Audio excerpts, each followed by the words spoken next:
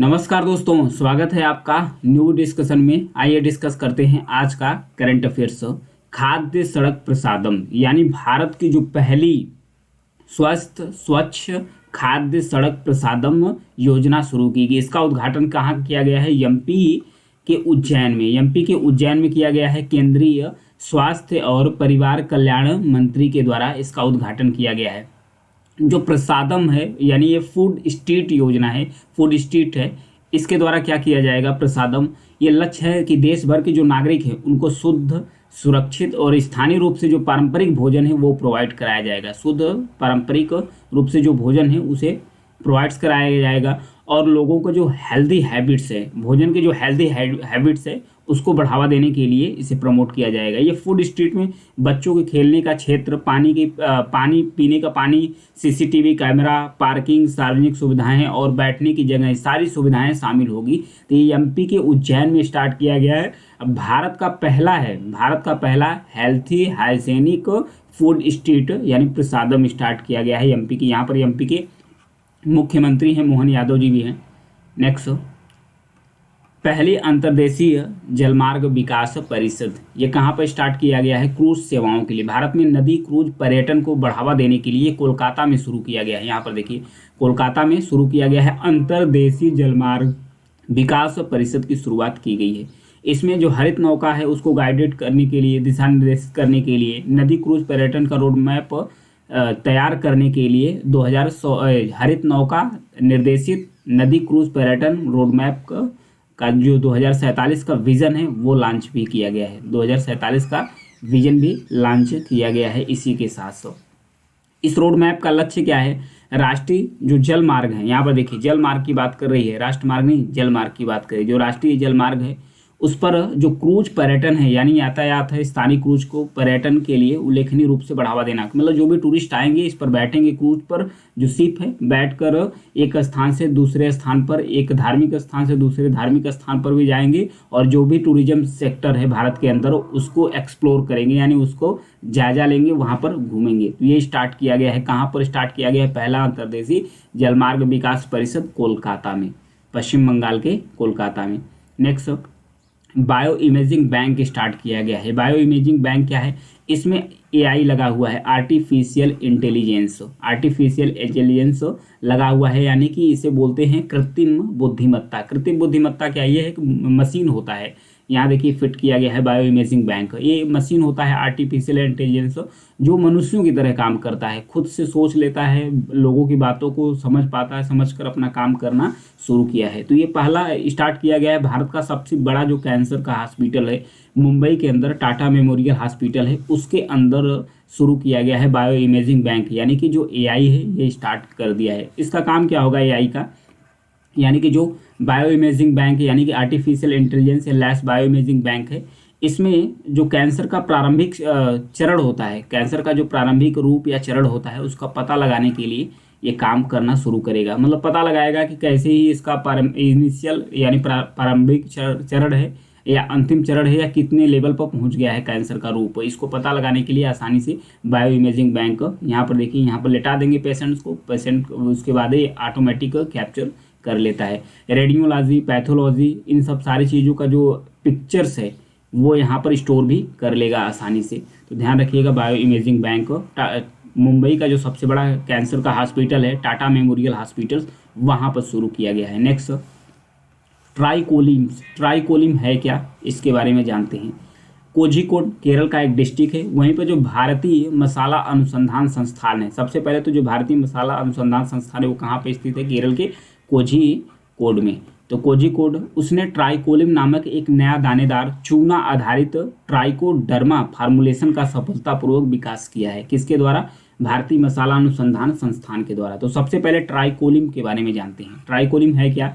यह एक चूना आधारित फार्मूलेशन है जिसमें ट्राइकोडर्मा और नींबू का एक प्रोडक्ट्स मिलाया गया है। मतलब कि ट्राइकोडर्मा भी मिलाया गया है और नींबू मिलाया गया है, दोनों को मिलाकर बनाया गया है ट्राइकोलिम्स। यह एक उत्पाद है जिसको एकीकृत करके विकसित किया गया है। चूना मिट्टी की जो अम्लता है उसको कंट्रोल करने के लिए इसे बनाया गया है ट्राइकोलिम्स का। ये ट्राइकोडर्मा क्या है? नींबू तो पता ही है नींबू। ट्राइकोडर्मा क्या है इसके बारे में जानते हैं। ट्राइकोडर्मा एक फंगल बायो कंट्रोल एजेंट है। यह बायो कंट्रोल एजेंट है जो फसल उत्पादन में जो मिट्टी के अंदर पैदा होने वाले जो रोगजनक होते हैं, मिट्टी के अंदर पैदा होने वाले जो रोगजनक होते हैं उसको कंट्रोल करता है। उसको कंट्रोल करता है कौन सी, जो ट्राइकोडर्मा है। ये फंगल बायो कंट्रोल एजेंट के रूप में काम करता है। दोनों को मिलाकर बनाया गया है ट्राइकोलिम्स। किसके द्वारा बनाया गया है, भारतीय मसाला अनुसंधान संस्थान के द्वारा बनाया गया है। तो ध्यान रखिएगा, इसका फायदा क्या होगा, फायदा ये होगा जो ट्राइकोलिम है मिट्टी की जो अम्लता यानी कि जो एसिडिटी है उसको कंट्रोल करेगा, अब पौधों के विकास को बढ़ावा देगा, प्लस उसके बाद जो भी रोगजनक है इससे संबंधित उसको कंट्रोल करेगा यानी रोकेगा। यानी धीरे धीरे यह टिकाऊ जैविक खेती का समर्थन करने के लिए ट्राइकोलिम विकसित किया गया है, तो इसे याद रखिएगा। नेक्स्ट, मॉरिशस के बारे में दिया है, चर्चा में क्यों आ गया है। केंद्रीय मंत्रिमंडल ने हाल ही में मंजूरी दिया है इसरो यानी कि इंडिया का स्पेस एजेंसी है, और उसके साथ साथ Mauritius Research and Innovation Council है। Mauritius Research and Innovation Councils यानी कि म्रिक, इसरो और म्रिक दोनों ने मिलकर एक समझौता ज्ञापन पर हस्ताक्षर किए हैं, जिसको भारत का जो केंद्रीय मंत्रिमंडल है मंजूरी दे दी है। किस लिए मंजूरी दे दी है, जो छोटे छोटे सैटेलाइट्स होते हैं यानी कि जो लघु सैटेलाइट्स होते हैं वो दोनों देश मिलकर डेवलप करेंगे, भारत का इसरो और उसके बाद Mauritius Research and Innovation council दोनों मिलकर डेवलप करेंगे। तो आइए लोकेशन देख लेते हैं मॉरिशस का। मॉरिशस वैसे तो ये अफ्रीका महाद्वीप के क्षेत्र में आता है, तो अफ्रीका महाद्वीप का ही ये देश है। लोकेशन इसका कहाँ है, हिंद महासागर में। लोकेशन इसका हिंद महासागर में। इसकी कैपिटल्स की बात, अगर इसकी राजधानी की बात किया जाए तो पोर्ट लुइस इसकी कैपिटल्स है। इसे 975 में इसे अरबों के द्वारा इसे खोजा गया है। बाद में पुर्तगाली और डच नाविकों ने इसका दौरा किया, और फिर उसके बाद धीरे धीरे ये ब्रिटेन का कॉलोनी बन गया। हिंद महासागर में स्थित एक द्वीप देश है। यह मुख्य रूप से रोड्रिक्स, एगालागा और सेंट ब्रेडन इसमें शामिल है। ये द्वीप भी इसी में शामिल है, इसी का हिस्सा है। संसदीय प्रणाली है, हिंदू धर्म यहाँ पर प्रमुख धर्म है। उच्च आर्थिक और राजनीतिक स्वतंत्रता का ये दावा करता है अपने आप को। इसे उच्च आय वाली अर्थव्यवस्था के रूप में भी वर्गीकृत किया गया है। अपनी जैव विविधता के लिए जाने जाने वाला मॉरिशस स्थानीय प्रजातियों और जो ऐतिहासिक रूप से डोडो पक्षी होता है उसका ये घर माना जाता है। इसे लगातार सबसे शांतिपूर्ण अफ्रीकी देशों में स्थान दिया गया है, यानी कि अफ्रीका महाद्वीप का सबसे शांत प्रिय देश है, हिंदू डोमिनेटेड एरिया है, तो इसे याद रखिएगा। नेक्स्ट बढ़ेंगे, कवरत्ती है। यहाँ पर देखिए लोकेशन ये है कवरत्ती है क्या, जो लक्षद्वीप है। अभी हाल ही में जो प्रधानमंत्री हैं भारत के, ये लक्षद्वीप का दौरा किए हैं, इसलिए चर्चा में आ गया था। विवाद भी हुआ था, मालदीव के कुछ मंत्रियों द्वारा कमेंट मारा गया था भारत के प्रधानमंत्री पर, तो इसको लेकर विवाद खड़ा हो गया था। तो यहाँ पर जब प्रधानमंत्री का दौरा हुआ था तो जो सबसे बड़ा द्वीप है यानी कि जो लक्षद्वीप का सबसे बड़ा द्वीप कवरत्ती है, ये कैपिटल्स भी है, वहाँ का सबसे डेवलप्ड द्वीप भी है, कैपिटल्स यानी राजधानी भी है लक्षद्वीप का।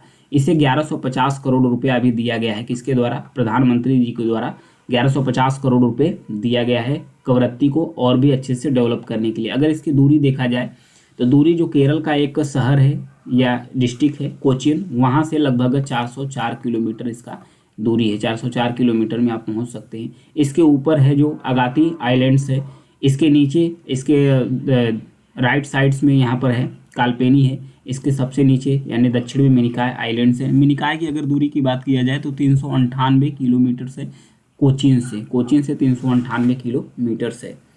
तो और भी लक्षद्वीप के बारे में जानते हैं।